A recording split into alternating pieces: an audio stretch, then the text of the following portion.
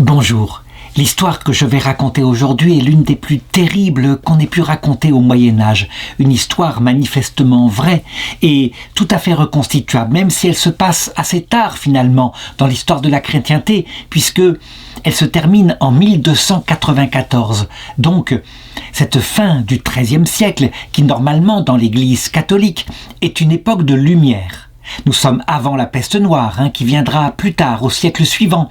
Et puis, nous sommes après le grand renouveau dû au pape Grégoire VII, la réforme grégorienne, ce qui veut dire que la foi catholique s'est développée profondément, a approfondi son impact dans les cœurs. Cependant, il ne faut tout de même pas se faire d'illusions. Certains ont cru que cette période-là était peut-être la réalisation de ces 1000 années de paix qu'on avait sur la terre. C'est une illusion. L'Église, en regardant l'histoire, voit bien que jamais dans l'histoire de l'Église, jamais le démon n'a été attaché et jamais les hommes n'ont été débarrassés des conséquences en eux du péché originel, et en particulier, par exemple, de la cruauté, de la bêtise. L'histoire de cette jeune femme a tellement marqué ses contemporains qu'on l'a appelée l'histoire de Sainte Marie, la douloureuse. Elle n'était pas bien vieille en 1294, à peine avait-elle dépassé les 25 ans. Elle était donc née vers 1270 et toute sa jeunesse, parce qu'on lui avait donné le nom de la Vierge Marie, elle la passa dans une grande dévotion et elle devint à l'adolescence une belle jeune fille que les garçons de la région voyaient bien et même convoitaient. Mais son désir et le désir de son cœur étaient manifestement de garder sa pureté et de se consacrer exclusivement au Seigneur. Elle passait dans le village près de Bruxelles où elle habitait tout à fait discrètement et à un moment donné, vivant très modestement, ne vivant même que de dons qu'on lui faisait, elle décida de demander la possibilité à un prêtre de vivre recluse. C'est une vocation assez rare à cette époque-là, mais tout de même, certaines personnes qui voulaient entièrement se consacrer à Dieu, il arrivait qu'on accepte avec la bénédiction de l'Église qu'elles puissent s'enfermer dans une petite pièce et puis on leur apportait de la nourriture. C'est ainsi, elle vivait ainsi dans la prière. C'était plus qu'une vie d'ermite, finalement. C'est une vocation, la vocation de recluse. Elle pensait de cette manière-là, non seulement s'éloigner du monde, mais aussi s'éloigner des avances que sans cesse un jeune seigneur du secteur, qui était amoureux de sa beauté, lui faisait. Et elle avait beau le repousser plusieurs fois, sans arrêt il était revenu à la charge. C'était même chez ce seigneur une obsession malsaine et elle se rendait bien compte qu'il y avait quelque chose ici qu'elle devait fuir absolument. Ainsi, étant maintenant enfermée, elle pensait pouvoir consacrer sa vie en particulier au chapelet, à la prière donnée à la Mère de Dieu. Cependant, c'était évidemment compté sans la mentalité de ce jeune homme qui, furieux et même, je dirais, frustré, n'ayant pas pu obtenir ce qu'il voulait, tenta une dernière ruse et de la façon suivante, une façon que on ne voit racontée dans la Bible qu'avec l'histoire de Sainte Suzanne dans le livre de Daniel. En effet, il élabora un plan tout à fait rusé. Il pensait la faire céder. Il déroba d'abord une coupe d'argent chez des gens qui avaient l'habitude de donner l'aumône à Marie, de l'aider dans sa vocation. Et puis, il cacha la coupe en question dans les affaires de Marie, de telle façon que, à un moment donné, on puisse trouver cette coupe d'argent et donc la prendre en flagrant délit.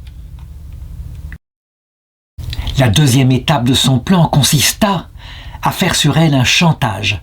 Il lui montra que la coupe était là dans ses affaires et que si immédiatement elle ne se donnait pas à lui, alors il crierait, il l'accuserait de vol et elle serait arrêtée, elle serait déshonorée. Le piège était bien tendu, mais c'était sans compter sans l'innocence de Marie qui, bien évidemment, à la manière de Suzanne justement, refusa et considéra que c'était là la conduire à un péché, qu'il n'en était pas question, que jamais elle ne lui céderait. Alors il cria, il appela à l'aide, et il proclama partout à ceux qui pouvaient l'entendre, cette fille-là, non seulement elle est voleuse, Mais en plus, et j'en suis sûre, et j'ai fait mon enquête, elle pratique la sorcellerie, c'est une hypocrite, elle arrive à vivre ainsi de la générosité des pauvres gens qu'elle a volés de cette façon-là, et la coupe d'argent, elle s'en sert pour tirer les sorts, tout simplement. Ce jeune homme, qui était de famille noble, avait de quoi être entendu. Et elle, cette jeune femme, qui était évidemment de famille pauvre, qui était aussi discrète, qui n'avait pas d'appui, se retrouva ainsi, jetée en accusation et incapable de se défendre. On l'enferma d'abord dans une cellule, et puis il fallait qu'elle soit jugée le lendemain. Elle passa une première nuit de cette façon-là, en se disant que c'était pas possible ce qui lui tombait. Évidemment, elle saurait dire la vérité, qu'on croirait en son innocence. Et c'est ainsi que le lendemain, elle fut conduite au tribunal, où il y avait là un juge qui s'improvisa comme tel, et on amena les preuves de son forfait, la coupe d'argent qu'avait bien été trouvée dans ses affaires. C'était factuel, on ne pouvait pas le nier. Et puis ensuite, les accusations plurent, je dirais les accusations en particulier, je l'ai dit, de sorcellerie, à une époque où on était très craintif par rapport à tout ce qui se passait par rapport aux démons. Nous n'étions pas évidemment au XVIe siècle où là, véritablement, la peur des sorcières se déchaîna, mais déjà à cette époque-là, eh bien, on peut le dire, on croyait dans ces choses-là et on avait depuis longtemps oublié la pratique qu'avait pourtant montré saint Paul lorsqu'il fut confronté à un moment donné dans la ville d'Éphèse à une sorcière qui se mit à proclamer « Regardez cet homme-là, c'est un homme de Dieu, c'est un homme de Dieu ». Elle était en fait habitée par un démon qui faisait gagner beaucoup d'argent à ses maîtres parce qu'elle prophétisait en effet par l'intermédiaire de ce démon. À un moment donné, saint Paul, excédé par ses paroles, finit par la bénir et demanda au démon de sortir d'elle. Aussitôt, il s'enfuit. Et la jeune fille perdit tous ses pouvoirs, ce que les maîtres, se rendant compte, portèrent plainte contre saint Paul parce que maintenant, elle n'arrivait plus à prophétiser et ils perdirent beaucoup d'argent. À la fin du XIIIe siècle, il arrivait que la sorcellerie soit considérée comme véritablement un pacte avec le diable, quelque chose d'extraordinairement dangereux. Il arrivait que lorsqu'il n'y avait pas d'inquisiteur spécialisé qui, en général, demandait à la personne de se repentir, de dire un chapelet, de faire éventuellement un pèlerinage, il arrivait que dans certains coins de campagne, tout à fait superstitieux, on condamna à mort, et même à pas n'importe quelle mort, des morts comme on les pratiquait jadis au temps du paganisme. On ne voulait pas que la personne, après sa mort, se lève d'entre les morts, se venge, et donc il arrivait même que pour éviter cela, on enterre la personne et qu'on lui plante un pieu dans le cœur, et de cette manière-là, jamais il n'y aurait vengeance. Personne ne put arrêter la superstition et, je dirais, malgré les protestations et la douleur de Marie qui était là, qui à un moment donné supplia, qui tomba par terre, qui raconta ce qu'elle put, qui raconta la vérité, personne ne la crut et donc la sentence tomba. Non seulement elle serait condamnée à mort, mais pas n'importe comment, elle serait enterrée vivante. Et pour se débarrasser d'elle, pour que la sorcellerie ne puisse ainsi faire le mal dans la région, on planterait dans son cœur, alors qu'elle était vivante, un pieu. On a là une représentation beaucoup plus tardive, qui date du XVIe siècle, mais qui montre à quoi a dû ressembler cette affaire. Et on voit la petite Marie, comme ça, désespérée par terre, dans la douleur, ne croyant pas au sort qui lui était maintenant réservé.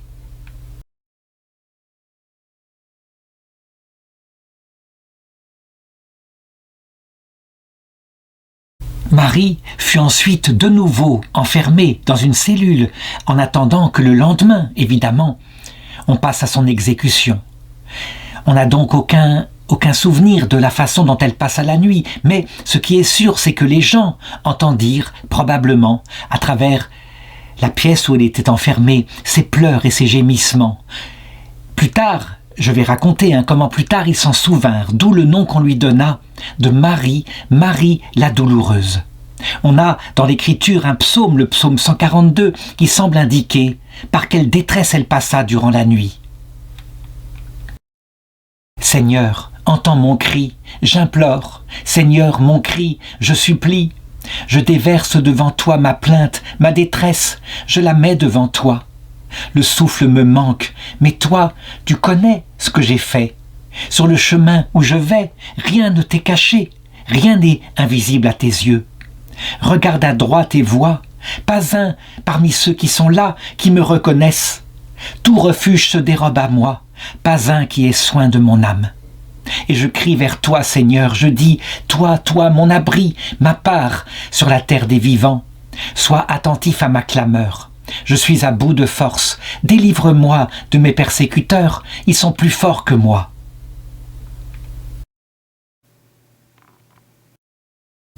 Fais sortir de prison mon âme, que je rende grâce à ton nom.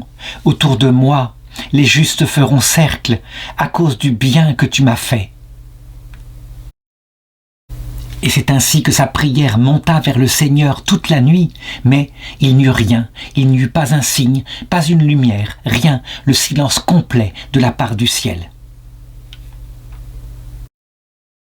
Je voudrais ici m'arrêter un instant, et c'est vrai, lorsque notre Seigneur connut une agonie semblable, au jardin des Oliviers, à un moment donné la douleur était si grande que, on dit que du ciel le Seigneur envoya un ange qui le réconforta. Pour Marie, il n'y eut rien de tel. On peut donc se demander, et certains, évidemment, en évoquant l'Écriture, disent ceci, cette parole de saint Paul. Il la donna lorsqu'il était jeune, il écrivit aux Corinthiens, dans sa première lettre, chapitre 10, verset 12. « Aucune tentation ne vous est survenue qui dépassât la mesure humaine. Dieu est fidèle, il ne permettra pas que vous soyez tentés au-delà de vos forces. Mais, avec la tentation, il vous donnera le moyen d'en sortir et la force de la supporter. » Saint Paul, il écrivit ça lorsqu'il était jeune, et puis, manifestement, le Seigneur, qui ne lui avait pas tout révélé à cette époque-là, lui révéla la suite, lorsque les malheurs s'abattirent sur lui. Il écrit beaucoup plus tard, devenu vieux, à la même église de Corinthe, 2 Corinthiens chapitre 1, verset 8. « Car nous ne voulons pas que vous l'ignoriez, mes frères. La tribulation qui m'est arrivée en Asie m'a accablé à l'excès, au-delà de mes forces, à tel point que j'ai désespéré même de conserver la vie. » On le voit, le Seigneur, manifestement, même à nous, il se révèle peu à peu, et ce n'est que peu à peu que nous comprenons la nourriture solide, la nourriture qui est pour les adultes, celle qui permet de comprendre la souffrance. Il est certain que pour Sainte Marie, la douloureuse, les explications concernant cela de son vivant ne lui furent pas données, et même le Seigneur fit silence. Le lendemain, on la tira de sa prison. Le bourreau, pendant la nuit, avait creusé un trou où elle pouvait être jetée ainsi, vivante. Et donc, devant une foule qui était là, une foule qui ne savait pas si c'était vrai ou si c'était faux, mais la plupart criaient « à mort, la sorcière !» parce que on croyait le jeune homme. Et puis, il y avait le fait, on avait trouvé, elle était une voleuse, ça ne pouvait pas être une sainte. C'est ainsi donc qu'on la jeta vivante dans le trou et qu'on l'exécuta de la manière que j'ai indiquée, pour qu'elle ne se relève pas. Avant de mourir, avant que le pieu ne traverse son cœur, eh bien, elle pardonna à celui qui l'avait accusée. Oui, elle lui pardonna, elle lui dit « je te pardonne de tout mon cœur ». Et elle mourut. Puis, on remplit la fosse qui avait été creusée pour elle de terre, et puis, on l'oublia. Elles sont nombreuses les personnes qui ainsi ont connu, brutalement, quelquefois du jour au lendemain, une telle injustice, ont été accusées à tort par des faux témoins et ont été parfois exécutées, parfois ont passé le reste de leur vie en prison. Le XXe siècle en particulier a été l'un des siècles où la plus grave injustice a été connue, mais pas seulement par une petite Marie, la douloureuse, mais par des milliers et des millions de personnes qui quelquefois furent déportées, exilées, jetées sans faute de leur part dans des camps de concentration, exécutées, et ceci aussi bien du côté de l'Occident que du côté de la Russie. Les goulags en Russie, les camps de concentration en Occident, je parle du XXe siècle. Toute cette douleur est décrite d'ailleurs dans l'Écriture par un texte qui montre à quel point de l'autre côté de cette vie, ceux qui ont subi l'injustice la plus terrible, ils crient vers Dieu. Apocalypse chapitre 6, verset 9. Je vis sous l'autel les âmes de ceux qui furent égorgés à cause de la parole de Dieu et le témoignage qu'ils avaient rendu. Ils crièrent d'une voix puissante « Jusque à quand, Maître saint et vrai, tarderas-tu à nous faire justice, à tirer vengeance de notre sang sur les habitants de la terre ?» Il faut être réaliste, hein. Beaucoup d'entre eux n'ont pas vu sur la terre la justice qui leur a été faite, rien du tout. Mais il y a une chose que je voudrais raconter ici. Si justice n'est pas faite en ce monde, et c'est vrai, ce monde est plutôt le monde de l'injustice, il faut absolument croire et tenir que la justice appartient à Dieu et qu'elle est faite, alors là, pour tous, sans exception, en pleine lumière. De l'autre côté, on échappe peut-être au tribunal des hommes, mais on n'échappe jamais au tribunal de Dieu. En ce qui concerne le jeune seigneur, le faux accusateur, qu'est-ce qu'il devint? Eh bien, au début, quelques jours, il était là, soulagé. Il avait réussi dans son crime et tout le monde l'avait cru. Puis, au bout de quelque temps, voici qu'il se produisit dans son âme. Ne serait-ce que peut-être à cause de la prédication d'un prêtre qui en parlait, qui parlait du risque qu'il y avait quand on ne se repentait pas de son péché, d'une damnation éternelle, peut-être aussi par le travail du Saint-Esprit, et peut-être sûrement aussi par des démons qui furent lâchés sur lui, à la volonté de notre Seigneur. Toujours est-il que, au bout de quelque temps, il commença à réfléchir à son acte et à éprouver d'abord du remords. Du remords, ce n'est pas du repentir, hein. Le remords, c'est cette espèce de souffrance. Cette souffrance en se disant « je devrais affronter un jour le juge », mais sans penser du tout à la personne qui l'avait fait tuer.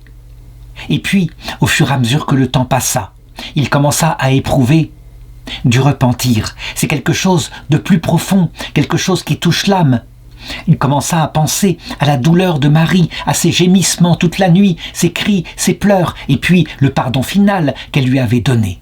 Et tout ça lui remontait au cœur. La nuit, quand il était là, dans son sommeil, sans arrêt, il se réveillait en sursaut, avec le visage de la petite Marie qui remontait à sa conscience. Et rien n'arrivait à le guérir, et les gens voyaient bien qu'il dépérissait. Mais personne ne savait pourquoi, parce qu'il gardait son secret.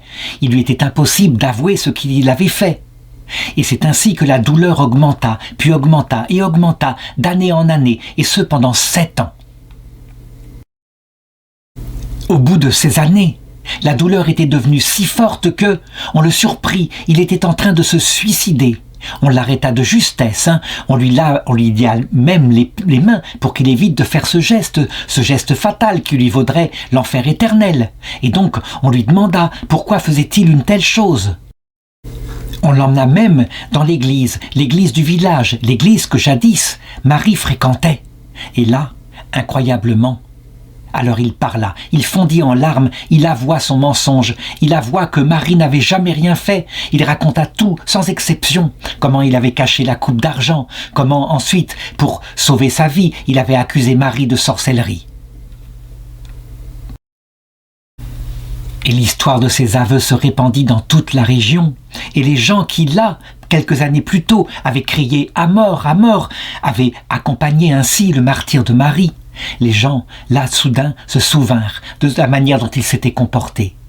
C'est ainsi, on peut le dire, ceux qui de même, au pied de la croix, passèrent en ricanant parce qu'ils disaient « ça ne peut être qu'un faux prophète, il est là, il est crucifié, et Dieu n'agit pas pour lui. Lui qui a fait tant de miracles, il n'arrive pas à descendre de sa croix. » On peut dire que les gens qui provoquèrent la mort de cette petite Marie, la douloureuse, qu'on appelle aussi Marie, la misérable, ceux-là eurent à apporter avec eux le remords de leurs actes.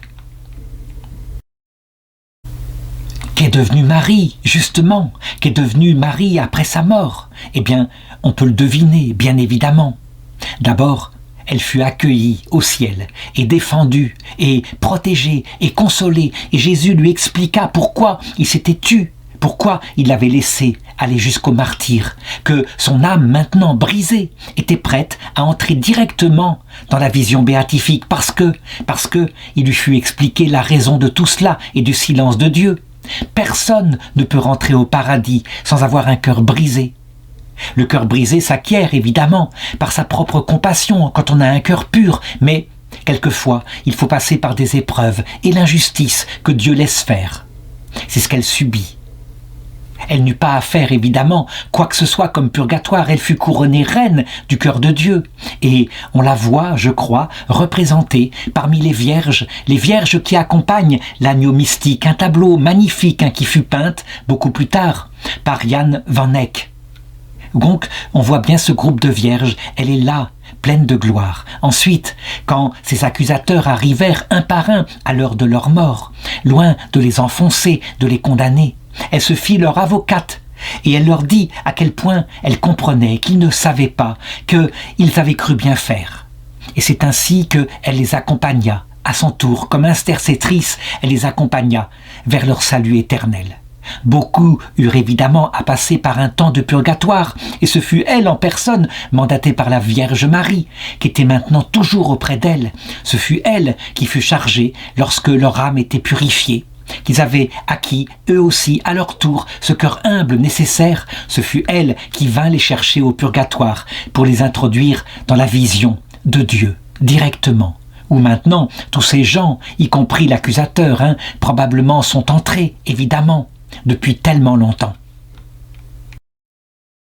Lorsque nous serons au ciel, lorsque nous aurons, en voyant le cœur de Jésus, dont j'ai représenté derrière moi le portrait dessiné par sainte Faustine, eh bien, nous verrons à quel point la parole qu'il avait dite, heureux les assoiffés de la justice, ils seront rassasiés, à quel point elle se réalise, mais bien plus sagement que si nous, avec notre propre sagesse, nous aurions agi différemment, bien sûr. Nous aurions protesté de l'innocence de Marie. Le Seigneur l'a glorifiée bien plus grandement que s'il l'avait délivrée sur la terre et si elle avait vécu ensuite, dans sa piété, quelques années sur terre. Non, il l'a délivrée par une délivrance éternelle.